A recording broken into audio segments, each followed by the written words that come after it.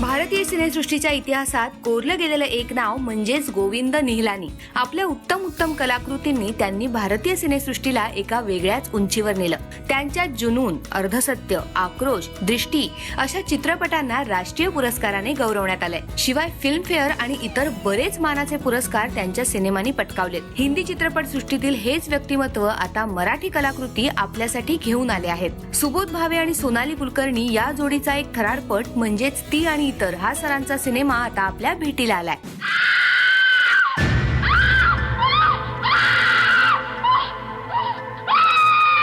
झालं वाटतं पुन्हा सुरू. काय होतं ते?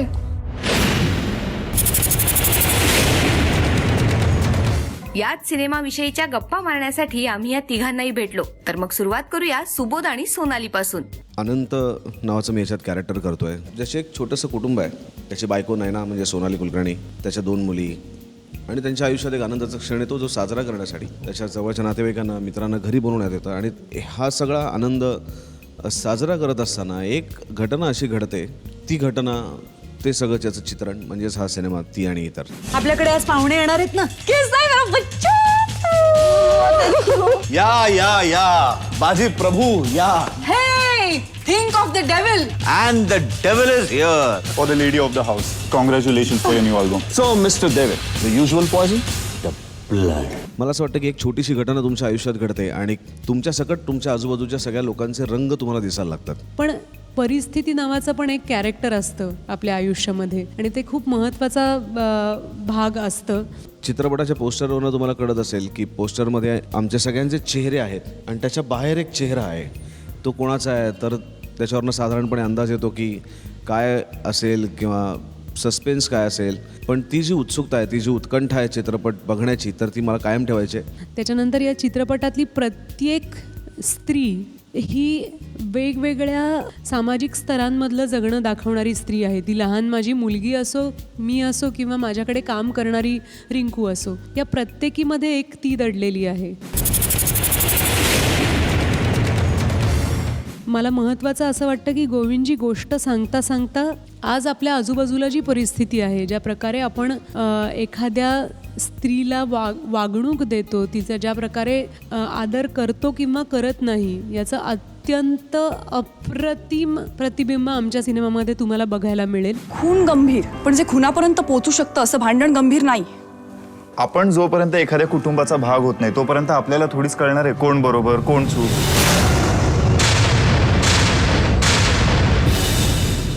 यानंतर गोविंद सर स्वतः आमच्याशी बोलले. चला तर मग पाहूयात त्यांच्याच नजरेने की हा सिनेमा कशाबद्दलचा आहे. फिल्म जो है एक अंग्रेजी नाटक था, लाइट्स आउट. उस नाटक में जो बात थी वो मुझे बहुत अच्छी लगी. मैंने वो नाटक पढ़ा तो मुझे लगा कि इसमें फिल्म के लिए एक बहुत अच्छा मादा है. इसमें इससे एक अच्छी फिल्म बन सकती है. अच्छी फिल्म इसलिए बन सकती है कि ये आपको सोचने पे मजबूर करती है. ये सुखांत नहीं है, इसमें एंड में हैप्पी एंडिंग नहीं है, लेकिन एट द सेम टाइम दुखांत भी नहीं है, इसमें ट्रेजिडी भी नहीं है. ये ट्रेजिडी और सुखांत के बीच का चॉइस नहीं है. ये चॉइस ये है कि आप अपनी सेल्फ रेस्पेक्ट के साथ जीना चाहते हैं या कंप्रोमाइज़ करके आराम से जीना चाहते हैं. ये एक डिफ़िकल्ट सवाल है.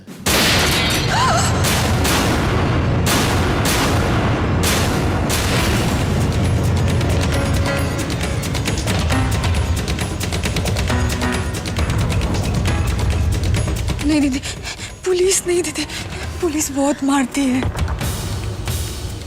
तुमच्याकडे गन आहे का? हाँ? तो ये जो सवाल है, ये जो थीम है पिक्चर की कि टू मेंटेन सेल्फ रेस्पेक्ट, कि आप अपनी ही आंखों में न गिरें. You can face the mirror next morning and say no, I chose this because it is right. तो ये जो सवाल है वो अलग अलग फिल्मों में पहले भी आया हुआ है और मुझे लगता है कि ती आणि इतर में भी ये सवाल बहुत इम्पॉर्टंट तरीके से आता है.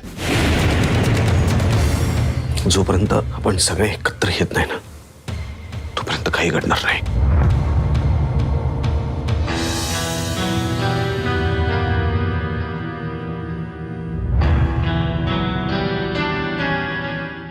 यानंतर सुबोध आणि सोनालीने आमच्याकडे गोविंद सरांसोबत काम करण्याचा अनुभव सुद्धा शेअर केला. या चित्रपटाचं वैशिष्ट्य म्हणजे याचे दिग्दर्शक आहेत गोविंद निहलानीजी आणि त्यांच्या हाताखाली काम करणं हा फारच संपन्न करणारा अनुभव होता माझ्यासाठी. गोविंदजींनी इथे आमच्या सिनेमामध्ये प्रत्येक टिपिकल गोष्टीला छेद दिलेला आहे.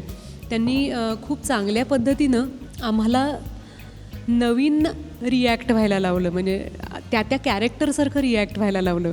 कारण एक आपली सवय असते ना माणूस म्हणून की आपण या स्टाईलनी स्वतःला कॅरी करतो, पण गोविंदजींनी आम्हाला खूप त्या भूमिकेचा विचार करायला लावला आणि सगळ्यात महत्त्वाचं म्हणजे आम्ही त्या वातावरणात राहू शकलो.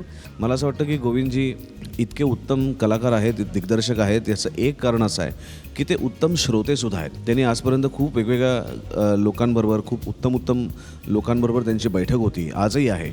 आणि या सगळ्यांमधनं एक उत्तम असा एक आयुष्याबद्दलची, एक सिनेमाबद्दलची, एक कामाबद्दलची एक विलक्षण समज त्यांच्यामध्ये आली आहे. कदाचित त्याच्यामुळे आमच्यासारख्या नवोदितांना ते खूप उत्तम पद्धतीने समजून घेतात, त्यांच्याबरोबर ते रिलेट करू शकतात. खूप आनंद मिळाला त्यांच्याबरोबर काम करताना. एक माणूस म्हणून, एक कलाकार म्हणून खूप आधीच्यापेक्षा एक पाऊल पुढे जायला मिळालं.